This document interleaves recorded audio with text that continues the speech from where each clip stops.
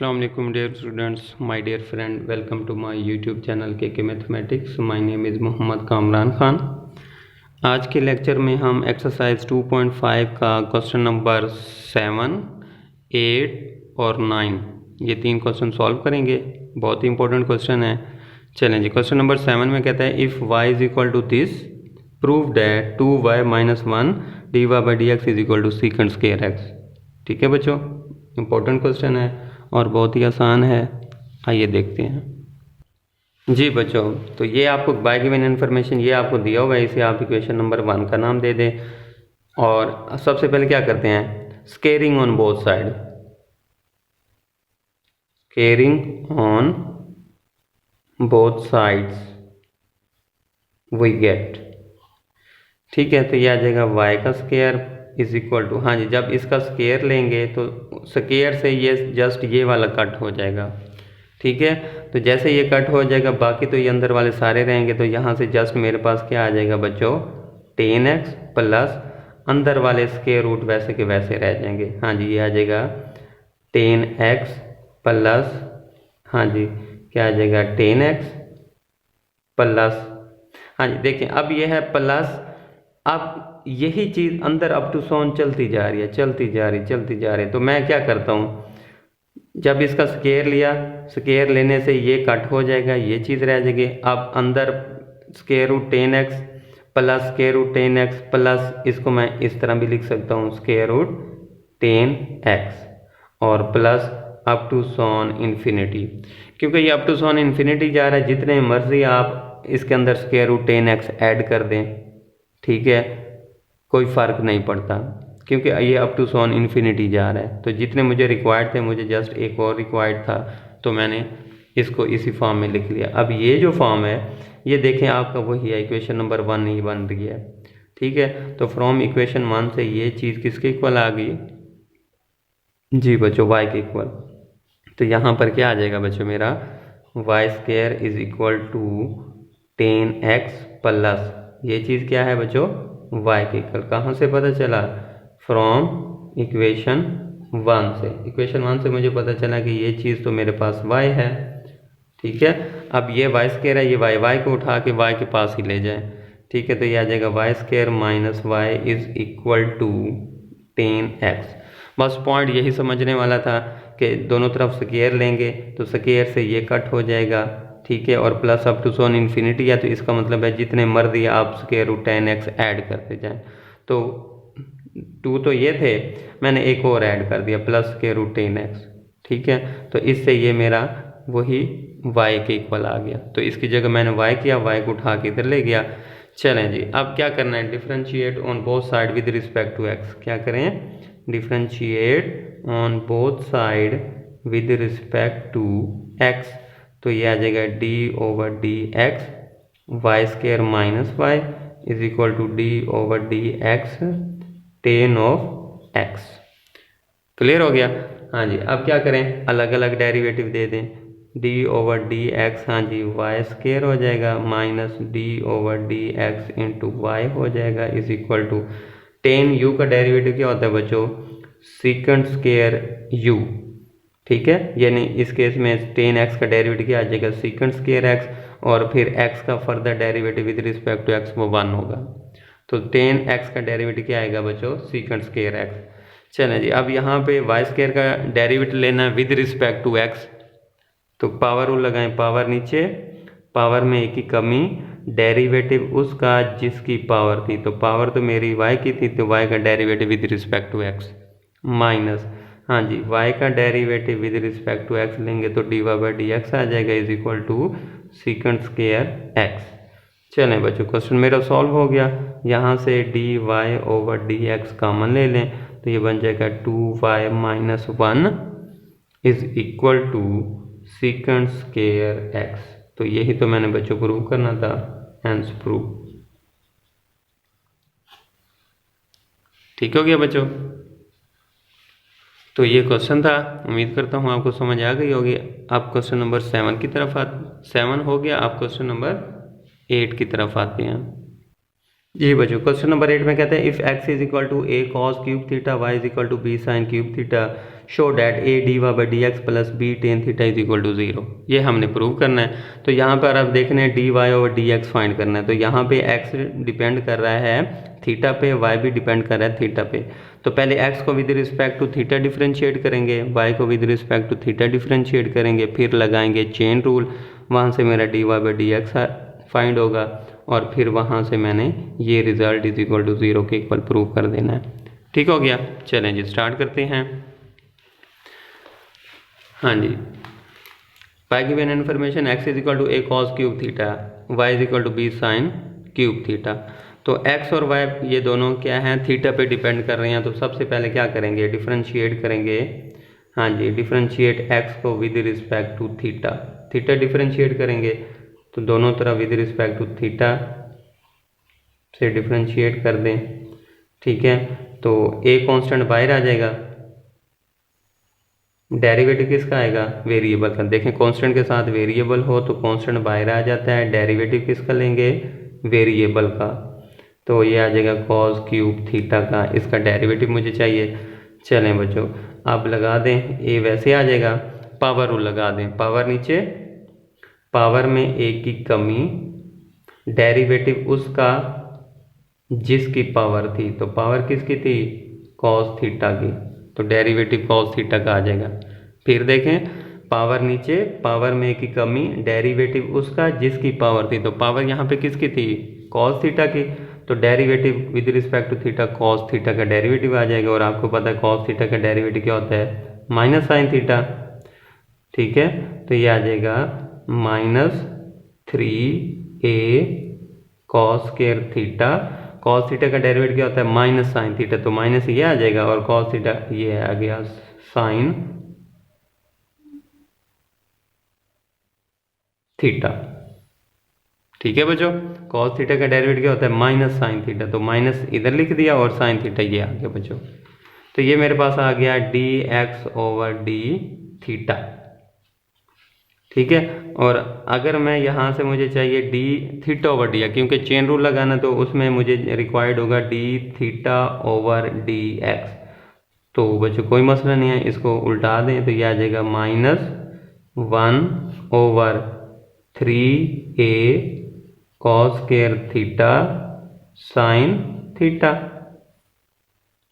ठीक है, माइनस ऊपर ले लें या माइनस नीचे ले लें, कोई फर्क नहीं पड़ता। चलें जी, अब y को with respect to theta differentiate करना है, 9। हाँ जी, d y over d theta is equal to d over d theta, और y आपको क्या है दिया हुआ है, b sine cube theta. Same वही जी, कांस्टेंट के साथ वेरिएबल है तो कांस्टेंट बाहर आ जाएगा, डेरिवेटिव किसका आएगा विद रिस्पेक्ट टू थीटा, इसका साइन क्यूब थीटा। कांस्टेंट के साथ वेरिएबल हो तो कांस्टेंट बाहर आ जाएगा, डेरिवेटिव वेरिएबल का। चलें जी, अब यहाँ पे वही सेम वही पावर लगा दें, पावर नीचे, पावर में ए की कमी, डेरिवेटिव उसका जिसकी पावर थी। तो पावर यहाँ पे किसकी थी, साइन थीटा का, तो derivative with respect to theta आ जाएगा। ठीक है, पावर रूल लगाएं, पावर नीचे, पावर में की कमी, डेरिवेटिव उसका जिसकी पावर थी। पावर तो साइन थीटा की थी तो साइन थीटा का derivative with respect to theta लेना है। तो साइन थीटा का डेरिवेटिव होता है कॉस, तो ये बन जाएगा 3b sine square theta into cos of theta. Sine theta का डेरिवेटिव क्या होता है बच्चों, कॉस थीटा, और थीटा का further with respect to theta 1 हो जाएगा, इसलिए हम लिखते नहीं है। तो d y over d theta मेरे पास ये आ गया 9 by chain rule, 9 by chain rule. हाँ जी, मुझे चाहिए d y over d x, तो ये बन जाएगा d y over d theta into d theta over d x. ठीक है बच्चों, चलें जी, अब यहाँ पर d y over d theta की वैल्यू क्या आई है, 3b sine square theta cos of theta multiply, हाँ जी, d theta over d x की वैल्यू हमने निकाल चुके हैं, ये है बच्चों d theta over d x की, तो ये आ जाएगा -1/3a cos square theta sine of theta. चलें बच्चों देखें, जो करता है उसको काट दें, काटने में तो हम आ ही रहे हैं, ये 3 से 3, ठीक है। हाँ जी, तो एक कॉस से ये कॉस कट हो गया, इस साइन से एक ये कट हो गया, तो मेरे पास क्या आ जाएगा, माइनस बी साइन थीटा, ऊपर बी साइन थीटा बचेगा और नीचे ए कॉस थीटा बचेगा बच्चों। जी बच्चों, तो मेरे पास क्या आ जाएगा, d y over d x is equal to, हाँ जी, माइनस ये बी साइन थीटा और नीचे क्या बचेगा, ए कॉस ऑफ थीटा। ठीक है, काटने के बाद मेरे पास ये बचा बच्चों। ठीक है बच्चों, अब यहाँ पे क्या करते हैं, minus b over a sine theta over cos theta अलग कर लें, और आपको पता है ये आ जाएगा minus b over a sine theta over cos theta क्या होता है बच्चों, टेन ऑफ थीटा। तो d y over d x is equal to minus b over a tan theta आ जाएगा।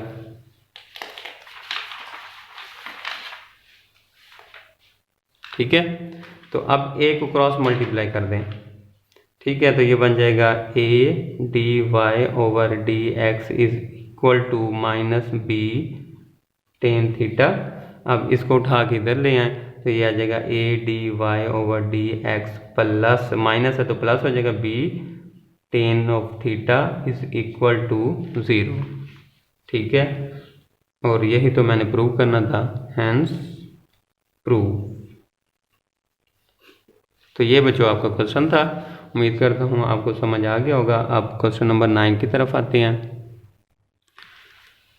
जी बच्चों, क्वेश्चन नंबर 9 में कहता है find d y by d x, find करना है if x is equal to a cos t plus sine t और y is equal to a sine t minus t cos T.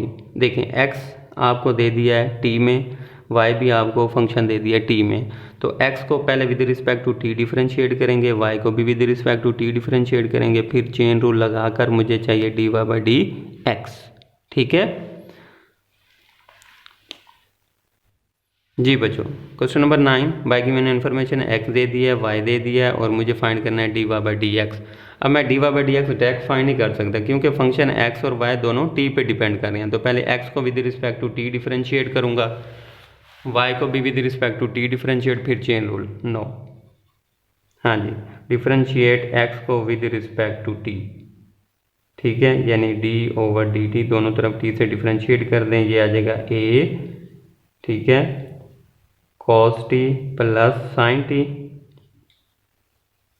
ठीक है बच्चों, अब आपको पता है ये कांस्टेंट है और ये वेरिएबल है, तो कांस्टेंट के साथ वेरिएबल हो तो मैंने फार्मूला बताया था, कांस्टेंट बाहर आ जाएगा, डेरिवेटिव किसका लेंगे, वेरिएबल का, यानी कि cos t plus sine t। चलें बच्चों, एक कांस्टेंट बाहर आ जाएगा, cos t का डेरिवेटिव क्या होता है, माइनस साइन t, और t का further with respect to t वो 1 हो जाएगा, और प्लस साइन t का डेरिवेटिव क्या होता है बच्चों, cos ऑफ t, और t का further with respect to t वो 1 हो जाएगा। ठीक है, तो यहाँ से मेरे पास क्या आ गया बच्चों जी, तो मेरे पास आ गया d x over d t is equal to a, हाँ जी, प्लस वाले को पहले लिख लें, a cos t minus sine of t. ये मेरे पास आ गया d x over d t, लेकिन मुझे चाहिए d t over d x, तो इसको उल्टा दें, नीचे वाले को ऊपर और ऊपर वाले को नीचे, तो ये बन जाएगा 1 over a cos t minus sine t. जी बच्चों, मेरे पास आ गया d t over d x is equal to 1 over a cos t minus sine of t. ठीक है बच्चों, नो अब हमने y को डिफरेंशिएट करना है विद रिस्पेक्ट टू t, दोनों तरफ y with respect to t से डिफरेंशिएट कर दें, और y आपको गिवन है a sine t minus t cos of t। ठीक है बच्चों, अब आपको पता है ये कांस्टेंट है और ये वेरिएबल है, तो जब इसका डेरिवेटिव लेंगे तो कांस्टेंट बाहर आ जाएगा, डेरिवेटिव किसका आएगा, वेरिएबल का, तो वेरिएबल इसमें क्या है, sine t minus t cos of t। ठीक हो गया बच्चों, चलें जी स्टार्ट करते हैं। डेरिवेटिव a कांस्टेंट वैसे ही आ जाएगा, हाँ जी, साइन t का डेरिवेटिव क्या आ जाएगा बच्चों, कॉस ऑफ t, ऐसे ही आएगा ना, माइनस। अब यहाँ पे ज़रा देखिए, टी कॉस टी है, तो यहाँ पे दो फंक्शन है, अलजेब्रिक और ट्रिग्नोमेट्रिक, ठीक है। तो प्रोडक्ट रूल लगाएं, पहला वैसे आ गया जी। डेरिवेटिव दूसरे का, तो कॉस टी का डेरिवेटिव क्या होता है, माइनस साइन टी, तो ये आ जाएगा माइनस साइन टी, और टी एंगल का विद रिस्पेक्ट टू टी वो 1 हो जाएगा, प्लस अब दूसरा वैसे कॉज ऑफ टी वैसे आ जाएगा। अब डेरिवेटिव पहले का, तो पहला था टी, तो टी का derivative with respect to t वो 1 हो जाएगा। समझ आई बच्चों? साइन टी का डेरिवेटिव क्या आ जाएगा, कॉस टी। अब यहाँ पे माइनस ये वैसे आ जाएगा। अब अंदर दो फंक्शन है, एक ये वाला और एक ये वाला, तो यहाँ पे प्रोडक्ट रूल लगाएं, पहला वैसे दूसरे का डेरिवेटिव, तो कॉस टी का डेरिवेटिव होता है माइनस साइन टी, प्लस दूसरा वैसे टी का डेरिवेटिव 1 हो जाएगा। चलें बच्चों, अब यहाँ पर क्या आ जाएगा, ए, ये कॉस टी वैसे ही आ जाएगा, इस माइनस को अंदर मल्टीप्लाई कर दे तो माइनस माइनस प्लस हो जाएगा, टी साइन टी, और माइनस प्लस माइनस का कॉस टी, ठीक है। तो देख लें बच्चों, ये कॉस टी प्लस का माइनस से कट हो जाएगा, तो यहाँ पर मेरे पास क्या आ गया, d y over d t is equal to a t sine of t, ठीक है। ये मेरे पास आंसर आ गया। अब now by chain rule, now by chain rule जी बच्चों, चेन रूल क्या कहता है कि d y over d x is equal to d y over d t into d t over d x, ठीक है। तो d y over d t मैंने फाइंड किया हुआ है, तो वो है बच्चों a t sine of t multiply d t over d x, तो d t over d x ये है बच्चों, वैल्यू पुट कर दें, तो ये आ जाएगा 1 over a cos t minus sine t, ठीक है बच्चों। ए से ए कैंसिल हो जाएगा, और देखें और कैंसिल होता है, नहीं होता जी, चलें जी कोई नहीं। तो d y by d x is equal to क्या आ गया, t sine of t over cos t minus sine t, ये है बच्चों required answer d y by d x, ठीक है। तो उम्मीद करता हूँ बच्चों आपको समझ आ गई होगी, इतना मुश्किल सवाल नहीं था, जस्ट आपको उसने क्या दे दिया, ये दे दिया था, इसे कहते हैं पैरामीट्रिक इक्वेशन। जब x और y किसी थर्ड t पे डिपेंड करो, थर्ड वेरिएबल पे डिपेंड करो, तो d y by d x find किया, ठीक है। और ये था बच्चों आज का क्वेश्चन, उम्मीद करता हूँ आपको समझ आ गई होगी। अपना बहुत सा ख्याल रखिएगा, दुआ में याद रखिएगा। अगर कहीं पे किसी पॉइंट की कोई समझ नहीं आई तो काइंडली आप पूछ लीजिएगा, ठीक है। खुदा हाफिज़।